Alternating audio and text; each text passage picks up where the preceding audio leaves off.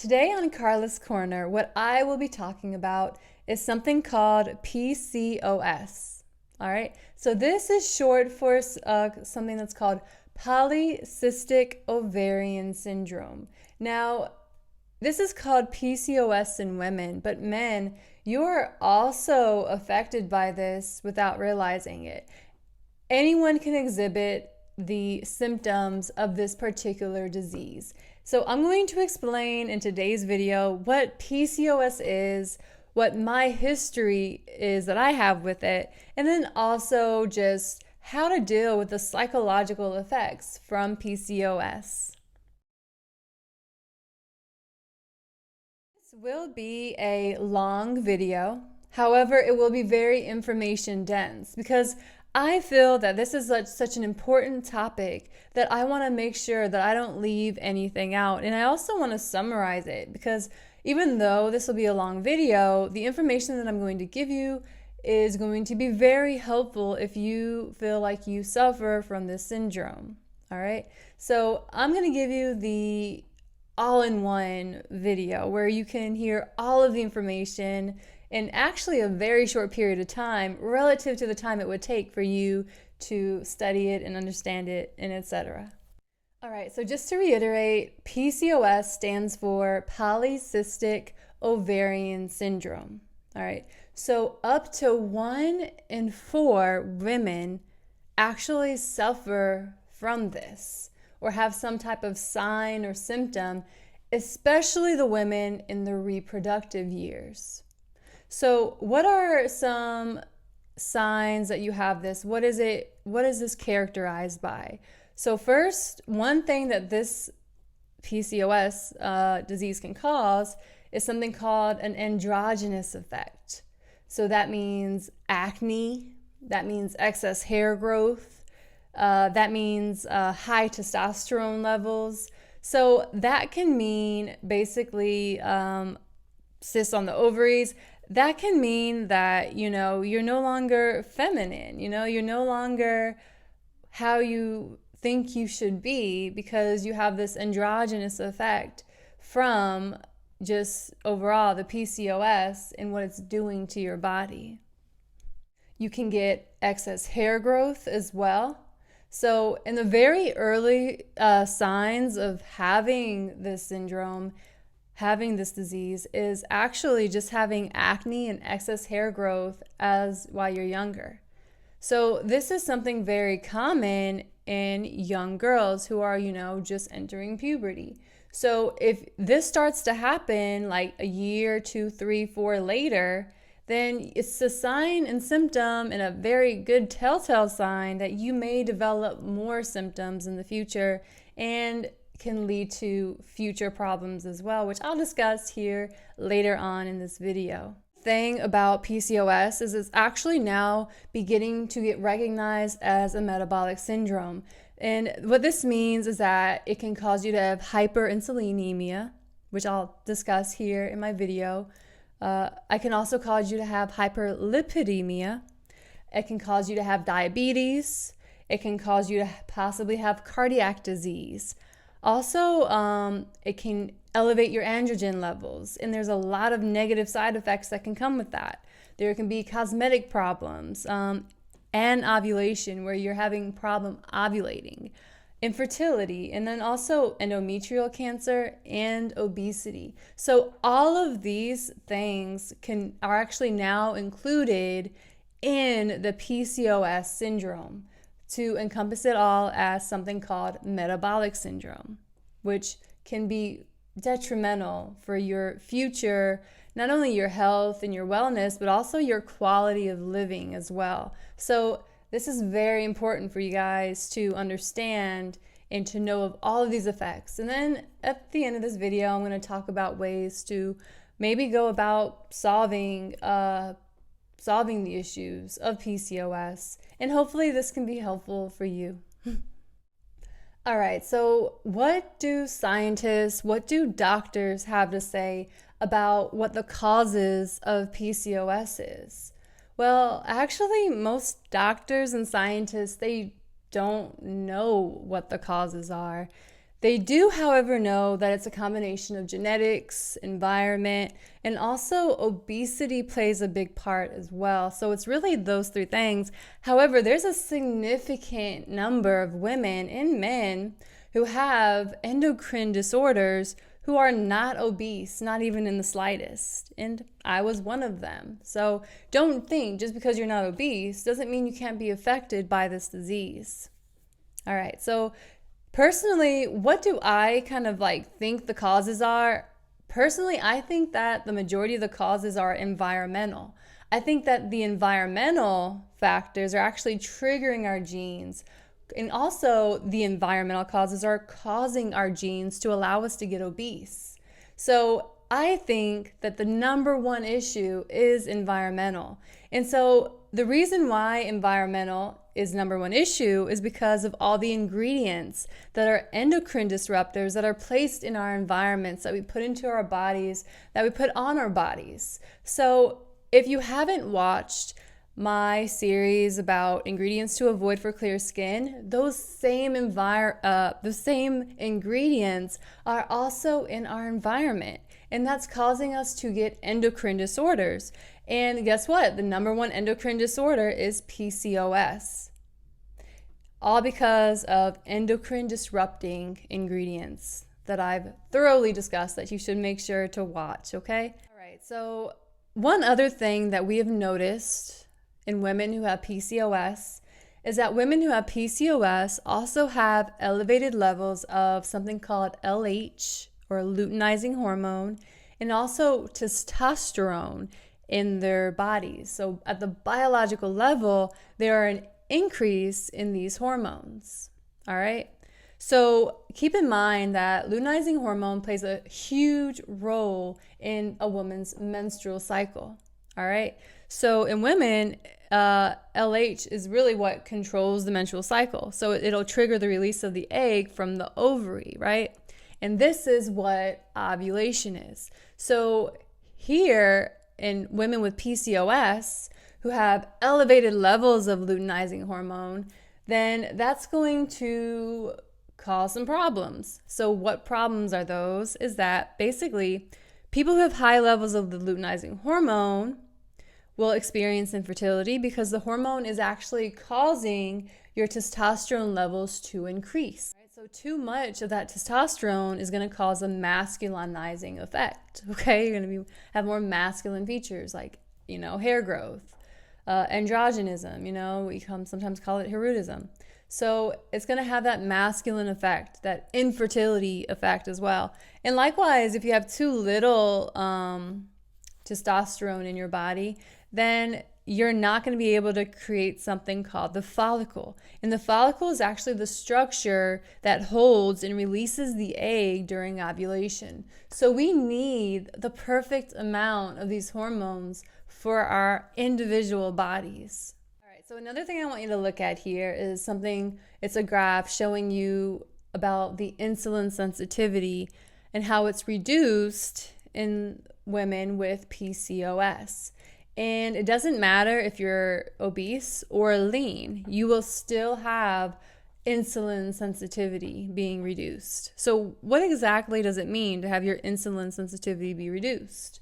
Well, what this means is that you'll have trouble processing glucose normally. Your blood glucose levels can be higher than normal. While prediabetes symptoms are rare, you could actually have signs of high blood pressure if your blood sugar levels are consistently too high. All right. So it was found that whether you are lean or obese, you will have a reduced sensitivity to insulin. So what this means is that you're going to be more likely to develop type 2 diabetes, become obese to begin with. You're going to have high blood pressure, high cholesterol, have excess body fat around the waist. All of this is actually a metabolic syndrome. You may get skin tags or patches of dark skin. You'll have lower energy levels. And then you can also have sleep problems, okay? None of this is fun, guys. If you're experiencing it, I bet none of it is going to be fun. You don't want this happening to you. So the only natural way to help with reduced insulin sensitivity is actually through exercising at least 30 minutes a day and also eating healthy. So what does it mean to eat healthy? Well, my definition of that is that you're eating a lot of fruits and vegetables. In fact, you're eating majority fruits and vegetables. You're also eating lean meats. I personally love salmon. I like tuna. I don't like chicken all that much, but I don't know, But either way, you want whatever meat you're eating, you want to have majority fruits and vegetables, okay? Also, beans is good to incorporate in your diet as well. Definitely, beans can replace the meat, all right? You don't always have to eat meat. You're going to get your protein no matter what you're eating, as long as you have the right caloric intake, okay?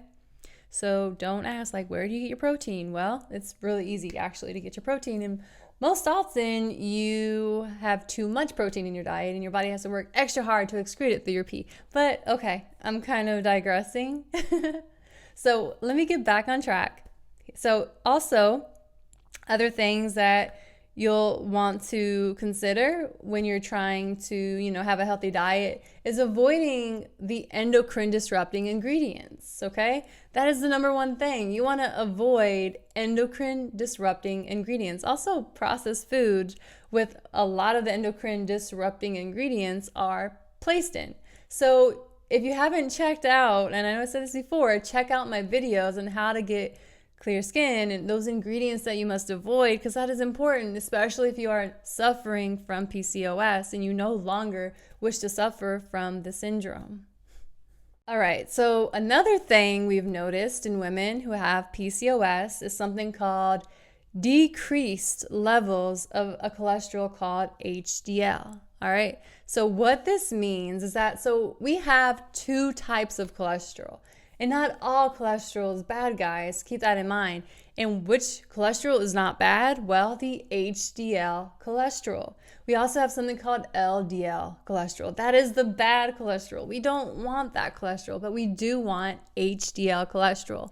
And so in women with PCOS or anyone with any endocrine disorder, guess what's happening? They have decreased levels of HDL in their bodies. That is not a good thing. You're like, oh yeah, lower cholesterol, that's great. No, it's not great. You want a high level of HDL because it can help you get rid of the LDL cholesterol that is sticking in your arteries, causing plaque to build up, causing you to have blood flow issues, causing you to have heart disease, stroke, everything that's caused by that. So keep in mind that you, say this again, you want HDL cholesterol.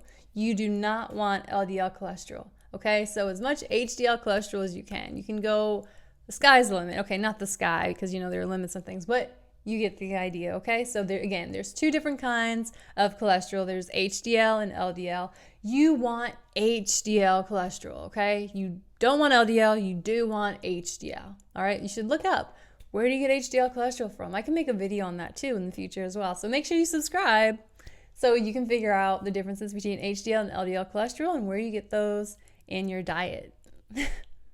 Another thing that we've noticed in women with PCOS is that they are actually more likely to get obese. You're going to have significant weight gain, okay? That means that you cannot eat the same amount of food as someone else and expect to maintain their same weight. You will gain more weight eating the same amount of food as somebody else, which would really suck, by the way. So again, PCOS is an ever evolving issue, and obesity is tied all into this, okay? So you're just gonna have to work twice as hard, 3 times as hard, 5 times as hard to make sure you're not obese, because it'll make it so you suffer more from PCOS and all of those symptoms that can be encompassed within that. So you have to make sure you are not obese, okay?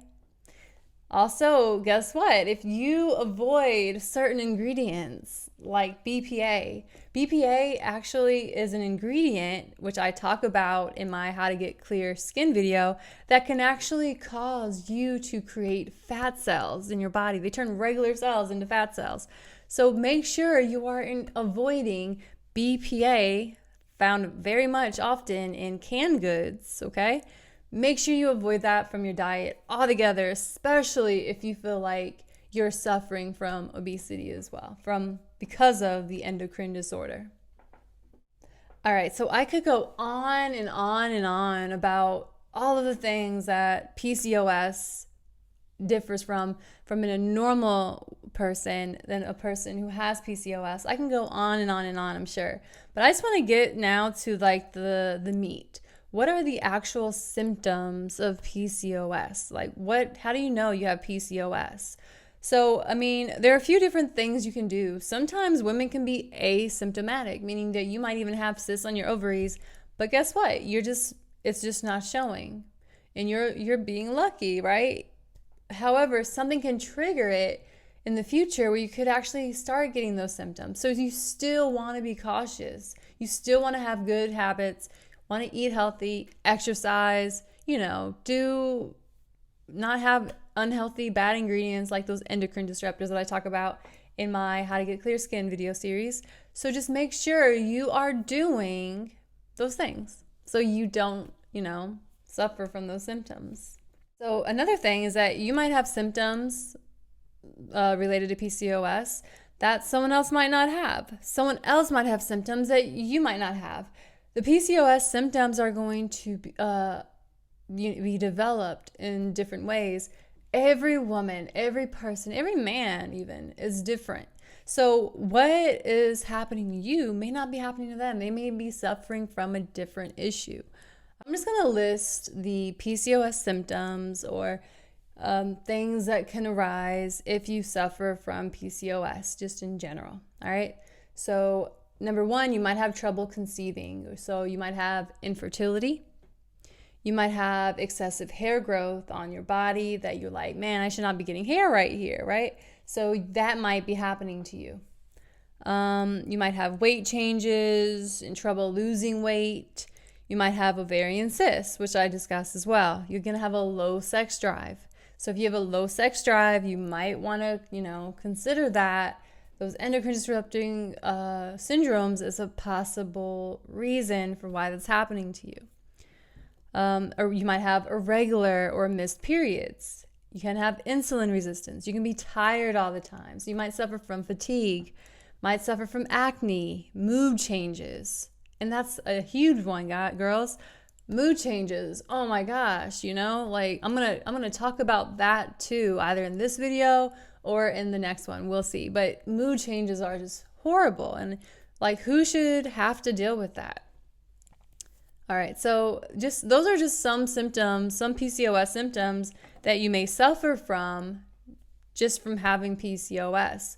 Hopefully you don't have all of that, but some do. Some have everything. And I really hope you guys are getting help and trying, figuring out what works for you so you can be on your way to feeling better, doing better, and just being better. All right? All right, so the way that doctors tell if you actually have PCOS is through first your hormones, so your LH, which I mentioned, FSH, and then also your TFTs. So those are the 3 hormones that they'll be looking for. They also look at your testosterone and androstenedione to make sure to see if something called hirsutism is occurring. Then they also look at something called OGTT, right? To see basically your BMI, to see if you're obese and what are the contributing factors to that obesity. So there are a few different things that doctors do. Just know that even if you don't test positive, with the hormone tests and the blood tests, even if you don't test positive with those, if you are displaying the symptoms, then it's clear that you have PCOS, okay? I mean, especially if you got all of the symptoms, right? I mean, because the thing about women, the thing about men, the thing about all of us is that we have hormone levels that work for us. They're going to be different depending on the individual, right? So don't just think, oh yeah, the norm, I'm not in the norm, or I am in the norm. Maybe that's not your norm. So maybe you just shouldn't use that as an indicator. But if you are physically, mentally, suffering from those PCOS symptoms, then chances are you just need to take steps, right, to help get better so you don't have to deal with all the nonsense. There's a few different things that doctors will do to, go about treating PCOS. So it's really about treating the symptoms. And something that I really like to do is just figure out what the actual cause is and eliminate the cause so there won't be any symptoms to treat. I mean, for some of us, luckily I feel like I was lucky enough where I could treat the actual cause and get rid of the causes. And now I feel like I don't really suffer from PCOS anymore. But I don't know, like maybe it's too late. Maybe there's like a deadline or just a threshold that you have to overcome or not overcome. I don't know. Maybe you're stuck with it. So in that case, then what will doctors do to treat you is first they'll want to try to regulate your menstrual cycle. Oftentimes they will prescribe you birth control to make sure that you are getting your period every single month. So it'll kind of like help to regulate it or induce ovulation for yourself. Another treatment is, with the physical effects is, hair removal, something to help you with your acne, and all the other androgynous effects that are occurring to you. So they'll do something, to help you with those as well. So then, of course, you want to, cure the last thing, which is related to obesity and the other metabolic syndromes as well. But with obesity, what you'll do is they'll just, try to make a diet change, a lifestyle change, try to be, healthier, which is kind of what the advice was that I gave you earlier on in my video. So make sure that you start doing that. If you feel like you have PCOS and it's even harder for you to lose weight, then you have to try even harder to make sure you get it off, okay? That is what you need to do. You have to work twice, 3, 4, 5 times as hard because it is what it is. And you can only play the hand that's dealt for you. You can either, sit there wallowing in despair, you can get up and do something about it. And I know that's easier said than done, and I don't want to be harsh, but that is what you need to do. You need to work harder, right? And I know it can be depressing at times, but it's just, you're going to have to think of strategies that can help you not feel depressed, in which I will also talk about later on in this video as well. And then you also just have to figure out what strategies work for you. You can't just give up. You have to move forward. You have to make sure that you are continuously trying something every day to improve your quality of life. Make sure you don't have to stay living with PCOS, or at least the symptoms that they bring. The thing I want to talk about is the question, can PCOS affect males? So while PCOS is specifically talking about, cysts on ovaries, with guys obviously don't have, however, males have suffered from endocrine disorders too, just as much as women. And the causes are the same. The symptoms are the same, other than the menstrual stuff. But guys get it too. So it would behoove you men to follow the same advice, to do the things that I recommend in this video so you can improve your quality of life as well. All right? Get up. You can do it. Anyone can do it. You just have to believe in yourself. All right?